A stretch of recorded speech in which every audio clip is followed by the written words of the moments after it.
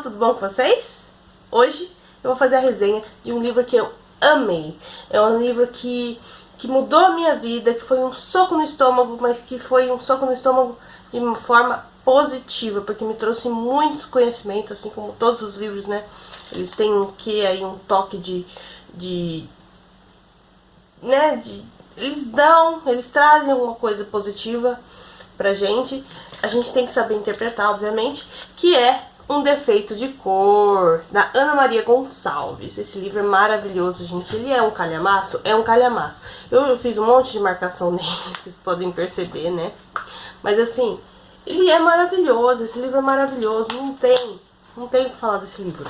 Realmente, esse romance, ele é intenso, ele é rico em detalhes. Nossa, eu amo, e ele tem fatos históricos. Eu amo livros quando trazem fatos históricos.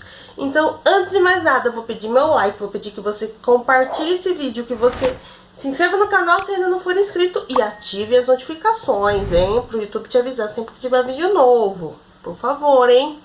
Então, antes de eu começar a falar dessa belezura aqui, vou falar um pouco da autora, da Ana Maria Gonçalves. Vamos lá?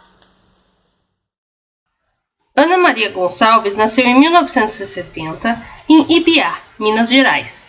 Publicitária por formação, residiu em São Paulo por 13 anos até se cansar do ritmo intenso da cidade e da profissão. Em viagem à Bahia, encantou-se com a ilha de Itaparica, onde fixou moradia por 5 anos e descobriu sua veia de ficcionista, passando a se dedicar integralmente à literatura e ao multifacetado universo cultural da diáspora africana nas Américas. Sua estreia no romance se dá em 2002, com a publicação de Ao Lado e à Margem do que Sentes por Mim. Livro terno, íntimo, vívido e escrito em Itaparica, segundo o depoimento de Milor Fernandes. O texto teve circulação restrita e primorosa edição artesanal. Em 2006, a autora torna-se conhecida em todo o país com o lançamento de Um Defeito de Cor, narrativa monumental de 952 páginas. O romance encena em primeira pessoa a trajetória de Kendé, nascida no Benin, atual Dahomey, desde o instante em que é escravizada, aos 8 anos, até o seu retorno à África, décadas mais tarde, como mulher livre, porém sem o filho, vendido pelo próprio pai a fim de saldar uma dívida de jogo.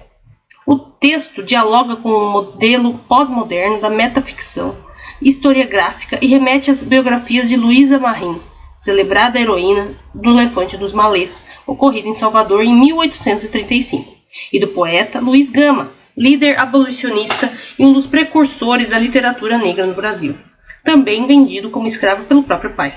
Um Defeito de Cor conquistou o importante prêmio Casa de las Américas de 2006 como o melhor romance do ano. Após residir alguns anos em New Orleans, nos Estados Unidos, Ana Maria Gonçalves retornou ao Brasil em 2014, fixando-se novamente em Salvador. Mesmo fora do país, esteve sempre presente e atuante nos debates públicos envolvendo a questão étnica no Brasil. Por ocasião da denúncia de racismo no livro As Caçadas de Pedrinho, de Monteiro Lobato, produziu diversos artigos sobre o tema e manteve acesa a polêmica, que envolveu diversos intelectuais, entre eles o cartunista Ziraldo.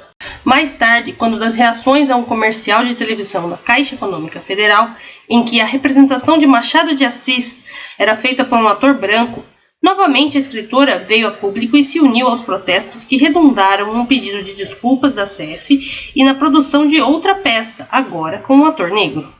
E dotada de aguçada visão crítica quanto às relações sociais vigentes e solidária com os estratos subalternizados da população, Ana Maria Gonçalves vem participando de inúmeros debates no Brasil e no exterior. Além disso, faz da internet e das redes sociais um importante meio para trazer ao público seus questionamentos, em textos marcados por poderosa argumentação. Seu projeto literário não abdica, pois, de todo instante provocar a reflexão do leitor quanto às condições históricas que levam à permanência da desigualdade, do racismo e das demais formas de discriminação. Entre outros projetos, finaliza no momento o romance voltado para o público juvenil, mas com a mesma perspectiva crítica das nossas mazelas sociais, que vem se tornando a marca registrada dos seus escritos. Bom, É isso, agora vamos começar aí a falar, né, do livro, né, do Um Defeito de Cor. Como vocês viram aí, Ana Maria Gonçalves, ela não tem muitos livros publicados, mas os que foram publicados, e inclusive esse, em especial esse, que foi o que eu li, está de parabéns, entendeu? Não tenho o que falar. A escrita é perfeita, flui, e você quer terminar logo para saber o final, mas ao mesmo tempo é aquele gostinho, ai meu Deus, se eu terminar eu vou ficar sem. Normal, né, gente? Acho que é normal isso aí, esse sentimento de fazer falta. Eu sinto falta até hoje, de Djeval, O Dia dos Miseráveis, gente, da Cosette, do Marius, eu sinto. Fazer o quê? É a vida, né? Mas é aquela saudade boa, né? E, gente, esse livro, como eu falei pra vocês lá no início, ele me trouxe muito conhecimento, muitas coisas. Algumas eu já sabia por conta da religião, porque eu sou do candomblé, sou candomblecista já vai fazer 7 anos que eu me converti. E também porque, assim, a gente vê, assim, detalhes e realmente algumas partes aqui da narrativa, principalmente no início ali, quando ela chega no Brasil, que é pesado, que é nauseante, mas ao mesmo tempo a gente vê que é isso mesmo, entendeu? Não tem que ficar maquiando, não. Realidade é realidade, entendeu? E isso aconteceu e infelizmente ainda deve acontecer em algum lugar por aí e a gente não sabe, enfim. E, gente, a história aqui é da Kendé, tá? É a escrava Kendé. E ela foi raptada lá, né? Junto com a avó e junto com a irmã gêmea dela, né? Taió. E elas foram raptadas. Então elas saíram lá do lugar delas, né? Da Almé, na época. E foram para Uidá. E aí de lá os mercadores lá de escravos raptaram ela, mataram mãe, mataram irmão, entendeu? Fizeram coisa lá com eles, mataram na frente delas. Então já começa a história com esse drama aí, com esse trauma. Ela pequena, por volta de 8 anos ali, ela, a irmã e a avó, entraram no navio rumo ao Brasil. O navio, aquela situação deprimente, né, gente? Vamos combinar. Eles ficavam naquele lugar mais, né, horrível, né? Sem condição nenhuma, sem comida direito, fazendo as necessidades ali, aquelas sujeiras todas, aquele cheiro, neguinho passando mal, vomitando, cagando, fazendo tudo lá. Vamos falar o português claro aqui. E era deprimente. Ela narrando, né, é a primeira pessoa aqui, né, a narrativa, ela narrando é um negócio de doido. Você fica até arrepio de lembrar, entendeu? É nojento, é desconcertante, é revoltante, é tudo que você possa imaginar, você sente ali, é complicado. Mas ela chega, só que só ela chega, porque a avó morre e a irmã morre. E o que eles faziam quando as pessoas morriam, né, nessa trajetória, no trajeto da viagem? Jogavam no mar. Muito bem. Só que a avó cultuava, né, os voduns, que eles falam, né? E aí, os orixás, e aí ela falou que quando chegasse em terra, ela ia ter que fazer porque a menina, a irmã, morreu antes da avó. E a avó falou, se eu chegar com você, a gente vai fazer uns negócios, porque precisa, porque vocês são gêmeas e vocês não podem, tem que ter a relação pra sempre, e tem que fazer um pingente, assim, assim, assado, não sei o que, não sei o que, né? E tá, pra resumir, ela chega no Brasil, ela fica um tempo numa ilha, porque eles precisam ter certeza que quem sobreviveu tá bem, tá sem problema, sem doença, sem nada. Eles ficam um tempo na ilha, quietinho, esperando pra ver se não dá ruim mais ninguém, se ninguém mais morre. E aí depois de um tempo que alguém foi lá buscá-los pra levar pra uma senzala, né, tipo um mercado, pra chegar os caras lá e comprar os negros. Uma mercadoria, né, então comprar. Tá. Aí ela fica um tempo lá e aí o que acontece? Vai um padre para batizá-los, porque eles agora estão no Brasil, eles têm que ser batizados, né? E eles têm que ter outro nome também, porque não pode usar o nome africano, não pode. Não podia, né? Aí ela começa a se chamar Luísa, dá um nome pra ela de Luísa. Ela fala, eu não vou usar esse nome, não sei o que. Ela é meio revoltadinha no começo, né? Mesmo com, mas também, né, 8 anos, mas passado tudo que ela passou, né? Enfim. Aí ela chega, né, tem-se toda a situação ali do batizado. Ela vai e vai pra essa senzala junto com os outros negros que sobraram. Chegando lá já tem um monte. E aí eles sempre ficam meio ressabiados com quem novo que chega, porque a ideia é o seguinte, o mercado já tá cheio, aí chega mais. Obviamente, os que chegaram agora estão um pouquinho menos pior, né, de situação assim, de aparência e tal. E aí chegam as pessoas, né, os senhores, né, os senhores, assim, enfim, e tal, ou seus representantes, né, que às vezes mandavam representante, pra comprar, né? E chegou um cara lá e escolheu a quem der pra levar pra casa junto com mais 2 ou 3, né, escravos. Ela ficou feliz da vida e achou que se deu bem, não sei o que. Pá, foi pra casa lá, entendeu? Foi pra casa. Aí, minha gente, passou um tempo, ela viu um monte de coisa que não era legal, mas de qualquer forma ela foi se achegando da casa grande, fez né, amizade com a Esméria, que é um personagem bem importante aqui pra história. Enfim, fez né, amizade lá com o pessoalzinho lá da casa grande e com a senzala pequena, senzala grande, senzala pequena. Senzala pequena é aquela senzala onde ficam os escravos que trabalham dentro da casa grande. E a senzala grande é o pessoal, os escravos que trabalham na plantação, na pesca, enfim, nos outros trabalhos mais pesados, né? E ela ficou na senzala pequena porque ela estava ajudando a olhar a menina. A história da menina também é bem complicada, porque o pai, né, o senhor José Carlos, ele pega e ele tem uma esposa e tem essa filha. Só que no nascimento, né, no parto, a mulher morre e fica a bebê. Então ele já pega um ranço da menina ali, porque perdeu a esposa. Ficou a menina, mas perdeu a esposa, né? Que coisa horrível, né? Tá, enfim. E aí ele casa de novo, e essa nova esposa dele não consegue segurar filho nenhum. Não consegue. E aí a Kendé vendo aquela situação, e ela tá grávida de novo. Quando a menina chega, a esposa está grávida. Só que aquela coisa, ela descobre, né, conversando com as outras escravas, que a mulher não segura filho. Já tentou várias vezes e não dá, sempre perde. E aí ela pega e fala, deve ser a Bicu, né? E aí a Esméria, né, que é a escrava lá que cuida da cozinha e tal, ela assim, não fala isso não pode falar isso aqui. E aí começa a conversar com ela, falar que ela tem que aprender português logo, porque senão vai dar ruim pra ela, entendeu? E tal. Gente, pra dar uma resumida aqui pra vocês, entendeu? A vida de quem dentro dessa casa não é fácil. Aliás, não era fácil a vida de nenhum escravo, né? Mas estamos falando aqui da Kendé. Então a Kendé não era fácil, era muito complicado a relação.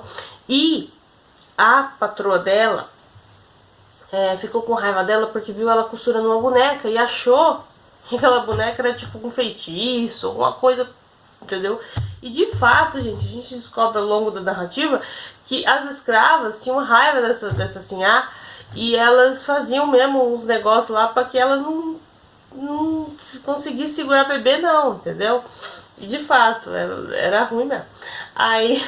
Só que essa boneca não tinha nada a ver, só que ela imaginou e achou que era e mandou a Kendé pra senzala grande, falou, não quero mais essa menina aqui e manda ela pra lá, ela que vai trabalhar com os outros. Daí ela foi. Tá. Passou um tempo tal, ela conheceu um outro escravo, né, que... Qual é o nome dele? Deixa eu lembro o nome dele, acho que era... Gente, esse outro escravo que ela se relacionou... Ai, como que era o nome dele? Pera. Sem falar das humilhações, né, que os escravos passavam, gente. Às vezes, tipo assim... Eles não faziam nada, iam pro tronco, sabe? E quase arregaçavam mesmo com eles, entendeu? Sem dó nem piedade. Era um negócio de louco. Quando eu começava a ler, eu falava, meu Deus, vem chumbo grosso aí. E vinha mesmo. Assim, gente. Tô tentando achar aqui a parte que fala do cara. Pera lá. Enfim, ela começou a se relacionar com um escravo. Que eu vou encontrar o nome dele aqui logo, peraí. E aí, falaram assim, gente, vocês precisam casar e tal. Por quê? Porque a tradição, né? A tradição era que o senhor, né, tirasse a pureza das escravas virgem, né? E aí, o que aconteceu foi o seguinte, quando eles, né, quando ela soube disso, ela falou assim pra esse escravo, que eu tô tentando lembrar o nome aqui, gente, vocês me perdoam porque eu realmente não lembro. Aí ela pegou e falou assim, não, então vamos fazer vamos fazer alguma coisa pra que isso não aconteça. Então se eu casar, aí acabou, né? Só que o senhor falou, não, quem tem que tirar a pureza dela sou eu, né? Aí ele pegou Lourenço. Achei aqui, gente, o nome do escravo é Lourenço. Ele pegou e levou a menina para um lugar para tentar, né, judiar dela, pra abusar dela. E aí o Lourenço seguiu, porque ele estava desconfiado, né? Ele seguiu eles até o lugar e entrou bem na hora onde ele ia fazer consumar o coisa lá. E aí deu ruim pra ele, porque, né, obviamente, né, o senhor ficou bem puto da vida com ele, né? Falou, como assim? Só que aí, gente, esse menino sofreu, esse escravo sofreu, mas ele sofreu. O Lourenço, gente, é de arrepiar até a espinha. Sério, o que esse menino sofreu. Porque depois de ele ter apanhado, quase, né, arrancado o couro dele mesmo, entendeu? O senhor José Carlos pegou a menina, levou lá onde ele tava, todo arrebentado, só pele e osso, entendeu? Sangrando, ruim mesmo, entendeu? Já pendurado assim nas correntes e tal. Abusou dela na frente dele, entendeu? E ele não podendo falar nada. E ela lá gritando e tal, não sei o que. E depois ainda ele foi e abusou dele por trás. Vocês imaginam a cena, não é legal, não é uma coisa bonita de se imaginar não, mas foi isso que ele fez, entendeu? E depois ainda chamou um açougueiro, entendeu? Um cara lá que cuida de porco, né, enfim, e capou o cara na frente dela, tudo isso na frente dela, ela com uns 12, 13 anos aí. Gente, isso é um negócio que me arrepia, que na hora que eu li isso eu falei, não, pera, calma. É isso. Isso sem falar do que aconteceu um pouco antes, que a Sinhá, que é a esposa, né, desse José Carlos, arrancou os olhos de outra escrava porque ela estava deitando com ele. Então, quer dizer, essas coisas, que tá bem no comecinho, assim, tipo, na primeira, segunda parte do livro, depois que ela chega, isso já acontece, assim, de cara, assim, pra dar um tapa na sua cara, falar, oi, é pesado, é violento, mas depois a coisa melhora, gente, melhora um pouco, entendeu? Depois que isso tudo acontece, cara, ela engravida dele, né, cagada da vida, primeira vez, estupro, engravidou, engravidou do cara. O bebê nasceu numa situação bem complicada, entendeu? Ele era um abicu, pra quem não sabe, abicu, gente, são as crianças que elas nascem, mas elas têm que voltar logo, entendeu? Elas não ficam muito tempo. A não ser que você faça uns trabalhos, mas ainda assim, a tendência é que logo elas partam, porque elas não é pra estar aqui, entendeu? Não é pra estar vivo. Enfim, são questões religiosas e tal, de tradição, é mais complicado, né, a gente adentrar esse assunto, mas é basicamente isso. Então ele era um abicu, mas ele até sobreviveu um tempo, mas quando chegou na determinada data ali, ele falece, né? Ele morre de uma forma bem estúpida. Aí você fala, meu, era pra... não era mesmo, tinha que ir. E aí a forma como que eles quebram essa vamos dizer assim, essa maldição, né? Essa situação de abicu, pra ele não voltar a esse abicu de novo, então ele tinha que quebrar esse ciclo, vamos dizer assim, né? E tal, e aí eles mostram, ela narra como que foi feita, é bem triste mesmo, e eu falo até com muita dor no coração, porque, né, quem me conhece sabe por quê. E aí, gente, ela tem um outro filho, enfim, a Canindé, gente, ela se relaciona com vários homens aqui na história, entendeu? Ela se relaciona depois do Lourenço, né, que ela fica em choque com o que aconteceu com ele, ela se relaciona com outro escravo depois que eles mudam pra... Depois que o... Ah, uma coisa importante, depois que acontece isso com ela, que o senhor faz essa maldade com ela, faz essa maldade com o Lourenço, aparece uma cobra no quarto dele, quando ele tá dormindo, e pica, morde o membro ali dele, causador de tudo, e ele, gente, ele fica desesperado, porque ele grita, uma cobra, e quando chegam lá não tem cobra nenhuma, entendeu? Só que o coisa ali tá complicado, começa a crescer, fica inchado, e ele começa a ter febre, e ele morre, tá? Ele morre. E aí, depois disso, a Sinhá vende lá, né, e tal, e vai pra uma casa, um sobrado na cidade. Sai dali e vai pra cidade. E aí é isso, gente, a vida segue. Aí ela começa a se relacionar com outro escravo, Francisco, que trabalha na casa também. Aí depois a Sinhá fica com o ranço dela, porque ela também começa a gostar do Francisco. Gente, é uma novela isso aqui, entendeu? Você começa a ler e você fala, cara... Entendeu? Aí eu sei que, pra resumir de novo, gente, porque senão esse vídeo vai ficar muito longo. A Canindé, ela se dá muito bem depois quando ela vai trabalhar na casa de uns ingleses, porque assim a empresta ela pra casa de uns ingleses e ela aprende a fazer os cookies e daí ela começa a ser escrava de ganho.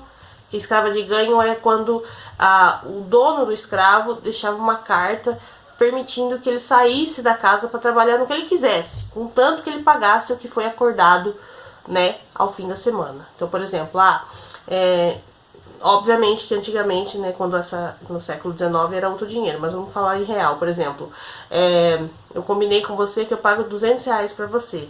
Então, se eu ganhar 1.000, eu vou pagar 200 pra minha Sinhá e fico com 800, entendeu? Tipo, é meu, eu faço o que eu quiser. Então, assim, ela era escrava de ganho, então ela começou a fazer os cookies. No começo foi difícil, como tudo na vida, né? O começo às vezes não é as mil maravilhas, mas ela não desistiu. Ela conseguiu, ela, né, chamou os dois escravinhos, as duas crianças que tinham lá, que adoravam sair pra rua e pra levar, pra vender, pra levar as encomendas. Então ela meio que contratou eles e ela pagava pra eles. Eu sei, gente, que ela se deu muito bem, porque ela conseguiu, com a malemolência, com o jeitinho dela, né, conseguiu uma clientela bacana ali, conseguiu clientela fixa, tipo padaria, não sei o que, papapá, e conseguiu fazer muitas relações de amizade com padres, com pessoas ali da região. Eu não posso esquecer de mencionar os muçulmanos também, porque tem uma parte aqui da narrativa que conta sobre a revolta dos malês, e ela fez parte ali dessa situação, quase se deu mal, quase se lascou mesmo, né, quase deu ruim pra ela, mas deu certo no final, porque ela, né, conseguiu se livrar e no fim, algumas pessoas que ela gostava muito acabou morrendo nessa, mas ela conseguiu sobreviver. E, gente, a história se resume né, a história é a narrativa, é a vida da Canindé. No momento que ela saiu da África, né, de Uidá, da Omé, depois para Uidá e depois para o Brasil, e aí tudo que ela aconteceu, tudo que ela passou aqui no Brasil, todo o pão que o diabo amassou, que aconteceu na vida dela, a gente sabe nos mínimos detalhes, porque ela meio que ela conta detalhes de tudo, exatamente tudo. Por isso que um livro de quase 1000 páginas, né, gente? Mas a gente fica extasiado, fica muito, eu pelo menos fiquei muito surpresa com tantos detalhes assim, tão bacana ver que ela conseguiu, com o fruto do trabalho dela, com o esforço dela, e gente, muito, uma coisa que eu fiquei muito assim, refletindo, né, depois que eu concluí a leitura, foi que lá no começo, quando ela chegou na casa grande, ela conversando com a escrava, com a Esméria, ela falou assim, ai, ela ajudava, né, ela cuidava da menina, né, e a menina tinha aulas com um muçulmano, professor. E a Esmeralda falava, por que você vai ficar prestando atenção nisso? Você vai aprender a ler pra quê? E tal. Não, mas eu quero aprender a ler. Tipo, ela se impôs, entendeu? Mesmo com tão pouca idade, ela se impôs. Falou, não, eu quero. Mesmo todo mundo falando, não, que não precisava, que vai valer do quê? E tá. Escravos falam sabendo ler, sabendo escrever, pare. E não, e no fim, ela até menciona aqui em alguns momentos, ainda bem que eu não fui pela cabeça da fulana, porque senão, né, e tal. E ela conseguiu, ela aprendeu português muito rápido, ela aprendeu inglês na época que trabalhou na casa dos ingleses. Então isso tudo foi muito válido para ela naquele momento. Imagina, século XIX, negro, né, preto, escravo e tal. E sabendo tudo isso, era um trunfo, né? Era uma carta na manga que ela tinha, ter todo esse conhecimento. Inclusive a gente vê em vários momentos da narrativa ela expondo aí o quão importante foi ela saber ler e escrever, né? Se não fosse, ela podia ter perdido muitas oportunidades na vida. E é isso, gente. Essa história, ela é muito intensa. A gente vê aí traição, a gente vê aí filho vendido pelo próprio pai para pagar a dívida de jogo. E esse filho é o filho que ela tanto procura, que ela saiu da Bahia, foi pro Rio de Janeiro, foi para São Paulo, foi para Campinas, foi para Santos, foi para tudo que é lugar procurando esse filho. E aí ela volta para África, né? Porque ela já não tem mais o que fazer aqui no Brasil, já procurou o menino, já não, vou voltar para África. Voltou para África com bastante recurso, né? E virou sinhá na África, gente. Virou sinhá lá em Daomé, lá na cidade que, né, que ela tinha saído. Ela foi para outras cidades, né, depois, né. Eu sei que ela passou por bastante cidades, mas ela se dá muito bem na África quando ela volta para lá, tá? E eu sei que ela conhece, de novo, ela se relaciona com o capitão do navio. Quando ela tá voltando pra lá, na viagem, ela se relaciona com o cara lá no navio. E aí ela engravida do cara, gente. Quer dizer, ela engravida do cara e são gêmeos. Ai, gente, eu fiquei muito emocionada. E tipo, só que ela já tava com uma idade avançada. Só que ainda assim, deu tudo certo, né? O parto foi tudo bem, graças a Deus, tudo certo.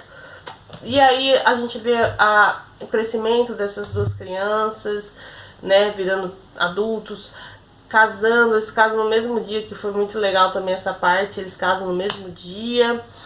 E, gente, eu sei que eu fiquei muito feliz ao terminar de ler esse livro, porque foi, como eu falei, um soco no estômago, mas ao mesmo tempo foi um quentinho no coração ver que ela sofreu tanto, mas depois tudo valeu a pena, porque ela consegue encontrar o filho dela, que ela tanto procura. É muito bonito, gente. Eu chorei.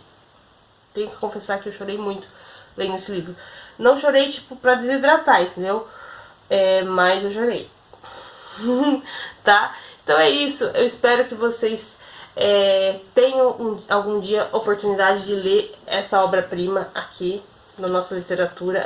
Ana Maria Gonçalves, meus parabéns para você. Realmente, esse romance, ele é extremamente... eu não tenho muitas palavras para descrever, a não ser que ele é fantástico, maravilhoso e extremamente válido e importante e relevante para essa questão que a gente vive até hoje, né? As pessoas falam tanto de igualdade, só que precisa lembrar, gente, que a escravidão existiu. A escravidão não é uma ficção, não é uma história que inventaram para fazer novela, para fazer filme. Ela existiu, pessoas sofreram muito, muito, muito, muito, muito. Foram tiradas das suas casas, foram tiradas das suas tradições, das suas culturas e trazidas para um outro lugar. Imagina o pavor que essas pessoas não passaram. E ainda por cima sofreu o que sofreram, humilhações, entendeu? Eu nem falei das questões religiosas, porque, tipo, senão esse vídeo vai ficar enorme. Mas tem muito também da questão religiosa, né? Que foram tirados deles o direito de viver do que eles estavam acostumados a viver. Então, por exemplo, a gente sabe que, né, quem conhece sabe que existe o sincretismo, que existem as relações ali de santo, orixá e parará, mas, gente, é muito desumano, foi muito desumano, ainda é desumano, porque a gente, infelizmente, ainda tem algumas situações que expõe aí a ignorância, a intolerância de algumas pessoas para com outras, e isso é indiferente de cor, tá? Mas assim, a gente tá falando da cor em específico porque o livro traz os fatos, né? Os fatos. E a Ana Maria Gonçalves, ela pegou uma história que ela encontrou, né? Por acaso, que isso também é fantástico. Ela expõe aqui bem no início, no prefácio, que ela encontrou por acaso uma menina e tal, e tirou foto, e depois voltou, depois de anos, encontrou essa menina. Na verdade, a menina reconheceu ela, né? E aí, indo na casa dessa pessoa, encontrou esse calhamaço de folha, assim, com escritos, e era o que a Luísa tinha escrito, porque a Luísa foi ditando e a outra menina foi escrevendo. E eu sei que, tipo, é muito fantástico a gente parar e pensar que tudo isso, né, gente, poxa, isso aconteceu, né? Essas coisas absurdas, essa violência absurda. Como assim? A pessoa não fez nada, ela vai para um tronco e quase morre de tanto apanhar, sabe? Tem o membro cortado. Por quê? Por capricho, por maldade pura. Não tem outra palavra. Então, assim, a gente precisa parar e não se esquecer, nunca se esquecer. Eu sei, eu já falei até uma vez, a gente não pode viver de passado, a gente não pode usar do passado para justificar coisas de hoje em dia, mas isso, com certeza, isso é para a vida pessoal da gente, mas isso eu falo por mim. Agora, a gente não pode esquecer o que aconteceu, entendeu? Uma coisa é uma coisa, outra coisa é outra coisa. A gente não pode esquecer que a escravidão existiu, que pessoas, muitas pessoas e ainda muitas pessoas sofrem com isso. E as que sofreram, gente, as que tiveram, né, a vida devastada por isso, pelas suas atitudes sórdidas, a gente não pode esquecer disso. Então precisa sim, a gente precisa ter consciência sim, entendeu? E quando a gente vê alguma coisa que a gente acha que não tá certo, é óbvio, dentro das nossas possibilidades, a gente tem que falar sim, a gente precisa ter voz, a gente precisa, não pode, entendeu? Ter medo de encarar uma situação que você tá vendo ali que tá errada, que tá equivocada, que tá sendo humilhante para outra pessoa. A gente não pode deixar, gente. Isso é desumano, entendeu? E esse livro me trouxe muito, me abriu muito, muito, muito mesmo para essas questões. E por isso esse mês de novembro vai ser especial e eu vou trazer para vocês leitura de contos da Conceição Evaristo aos sábados e domingos, assim como eu fiz no mês de outubro com Edgar Allan Poe. Eu vou trazer os contos da Conceição Evaristo aos sábados e aos domingos. E eu também vou fazer a leitura de Rainha de Catwe, lá aqui no Desafio Literário. Então em breve eu vou trazer para vocês o cronograma, tá bom? De leitura de A Rainha de Catwe, que é um livro também que eu vou desidratar de chorar, eu tenho certeza, entendeu? E, gente, acompanhem esse mês, tá muito especial. Vai ter live no dia 20 com duas queridas dos canais Fases de Safira e Colecionando Planetas. E eu também vou chamar outros convidados para poder conversar com a gente sobre esses assuntos. E nós vamos discutir, então, um defeito de cor. Então, lá a gente fala um pouco mais desse livro. Mas eu espero que vocês tenham gostado da resenha. Eu tentei resumir aqui a história pra vocês e dar o meu ponto de vista, o que eu senti. E, gente, é muita história pra falar em 30 minutos. Então, assim, eu espero que vocês curtam, que vocês deixem um like de vocês, comentem aqui embaixo se você já leu Defeito de Cor, o que você achou, se você ficou assim como eu, em choque, mas ao mesmo tempo feliz por ver que a nossa amiga que ainda é aqui se deu bem no final, né? Se deu bem, né? Porque, né? Logrou aí coisas boas na vida dela, mesmo com tanta dificuldade, ela conseguiu. E, gente, eu fiquei muito, muito feliz mesmo de ter tido a oportunidade de me encontrar com essa preciosidade aqui. E eu aconselho, eu recomendo pra você que acha que a sua vida não vale nada, que a sua vida tá uma bosta, entendeu? Lê esse livro. Aí depois a gente conversa, tá bom? Um beijo especial pra você que tá assistindo e até o próximo vídeo então. Não perca, o mês de novembro tá top aqui no canal, hein? Tchau, tchau!